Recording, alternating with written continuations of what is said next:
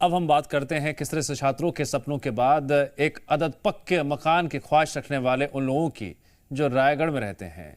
रायगढ़ में पीएम आवास योजना के तहत 1000 से ज्यादा मकान बने हुए हैं, लेकिन इनमें से करीब आधे धीरे धीरे खंडर में तब्दील होते जा रहे हैं।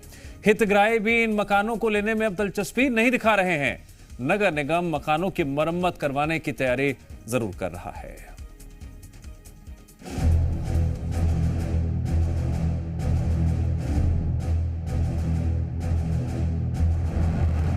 ये तस्वीरें हैं रायगढ़ नगर निगम में पीएम आवास योजना के तहत बनकर तैयार हुए मकानों की। इन मकानों की ऐसी हालत को देखकर ही हितग्राही अब इन्हें लेने से कतरा रहे हैं। दरअसल नगर निगम के अलग अलग इलाकों में करीब 5 साल पहले पीएम आवास योजना के तहत करीब 1031 मकानों का निर्माण करवाया गया था, जिनमें से अब तक सिर्फ 543 मकानों का ही आवंटन हो पाया है। बाकी मकान अब तक खाली पड़े हुए हैं। सुरक्षा की कोई व्यवस्था नहीं होने के चलते खाली पड़े मकान असामाजिक तत्वों के अड्डे बन गए। कई मकानों से ज्यादातर सामान चोरी भी हो चुका है। मकान खंडहर बन रहे हैं। यही वजह है कि बार बार टेंडर निकालने के बाद भी हितग्राही इन मकानों को खरीदने में दिलचस्पी नहीं दिखा रहे। वहीं नगर निगम नेता प्रतिपक्ष इसके लिए नगर निगम प्रशासन को जिम्मेदार ठहरा रही हैं। काफी समय तो इन्होंने इन आवासों को आवंटित करने में देरी लगाई। अब उसके बाद उसकी राशि भी इन्होंने 3.5 लाख से ऊपर कर दी है और उसे भी एक किश्त में देने की ये बात करते हैं। तो अगर वो 3.5 लाख रुपए दे सकता तो वो हितग्राही के श्रेणी में कैसे आएगा। लेकिन इनकी उदासीनता या कह सकते हैं राजनीतिक मंशा के तहत आज ये पीएम आवास दूसरे अन्य योजनाओं की तरह एक बहुत ही विकृत रूप ले लिया है। वहीं नगर निगम महापौर के मुताबिक जिन मकानों में सामान चोरी हुआ है या फिर किसी तरह की टूट फूट की शिकायत है, उनके मेंटेनेंस की तैयारी की जा रही है। जैसे ही मकान हितग्राहियों को आवंटित हो जाएंगे, उन्हें मेंटेन कर दिया जाएगा, क्योंकि अगर उससे पहले मरम्मत की गई तो फिर से सामान की चोरी का डर बना हुआ है। पीएम आवास बनाया हुआ है जो कि लगभग 1100 है, उसको आवंटित कर दी गई है और तमाम समय में जो कि पूर्व में ही बनाया जा चुका है, लेकिन उसमें बहुत चोरी हो गया है और टूट फूट गया है। उसको मेंटेनेंस के लिए हमने तैयारी कर ली है। जैसे ही वहाँ शिफ्ट होते हैं हितग्राही तो उसके बाद ही मेंटेनेंस की कार्य शुरू की जाएगी। पीएम आवास योजना के तहत बने घरों का यही मकसद है कि गरीबों को सस्ती दरों पर रहने के लिए पक्का घर मिल जाए।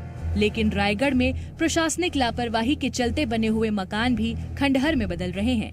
अब देखना होगा कि प्रशासन कितनी जल्दी चेत कर गरीब हितग्राहियों को उनका आशियाना दिलाता है। ब्यूरो रिपोर्ट, जी मीडिया। और इस खबर को लेकर जो आंकड़े जुटाए हैं, स्थिति जुटाई हैं हमारे सहयोगी शिवपाल यादव ने, जुड़ गए हमारे साथ रायगढ़ से। शिवपाल यादव, अपनी रिपोर्टिंग के दौरान आपने क्या पता लगाया? जिस तरह से इन मकानों की दुर्दशा होती जा रही है, आवंटन की संख्या तो सामने आ गई है लेकिन कोई रह नहीं रहा है, किसे जिम्मेदार ठहराया जाए? कौन कौन जिम्मेदार इसके पीछे है? देखिए दिव्यांश, केंद्र सरकार हो चाहे राज्य सरकार हो, एक गरीबों के लिए एक योजना लाती है। उस योजनाओं को धरातल पर लाने के लिए प्रशासन की जिम्मेदारी होती है, जनप्रतिनिधि की जिम्मेदारी होती है। जो योजना बनते हैं इनकी जिम्मेदारी होती है कि कैसे उसे धरातल पर गरीबों तक पहुंचाया जाए। ऐसे ही पीएम आवास योजना की शुरुआत की गई थी केंद्र सरकार के द्वारा, ताकि जो झुग्गी झोपड़ियों में रह रहे हैं, गरीब तबके के लोग हैं, उनको बेहतर आवास और बेहतर जगह में घर मिल सके।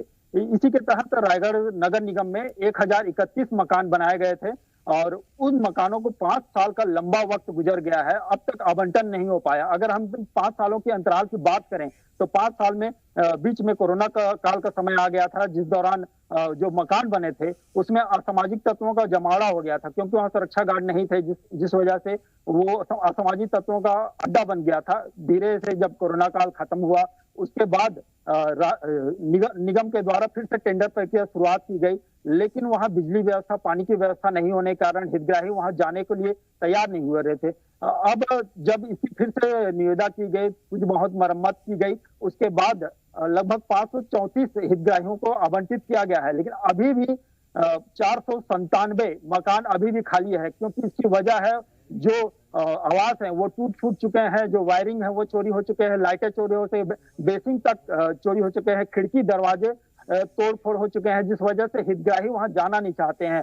शुरुआत में इस योजना के तहत 75,000 के द्वारा लोगों को आवंटित करना था, लेकिन धीरे धीरे ये आंकड़ा बढ़ते गया, जो 3.5 लाख रुपया हो गया, जिसकी वजह से अब हितग्राही इस ओर रुचि भी नहीं दिखा रहे हैं, क्योंकि एक मुफ्त पैसा निगम के द्वारा मांगा जा रहा है। उनके द्वारा यह भी कहा जा रहा है बैंक के ओर से उनको लोन दिलाया जाएगा, विभिन्न प्रकार के वादे किए जा रहे हैं, लेकिन जो हितग्राही हैं वो इस ओर रुचि नहीं दिखा रहे हैं। अब देखना है कब तक जो खाली पड़े मकान हैं, जो खंडर हो रहे हैं, वो लोगों को कैसे आवंटित होंगे, कैसे इसकी गरीबों तक पहुंचेगा। ठीक है दिव्यांग श्रीपाल, जानकारी के लिए आपका शुक्रिया। समस्या सामने है और चर्चा भी हमने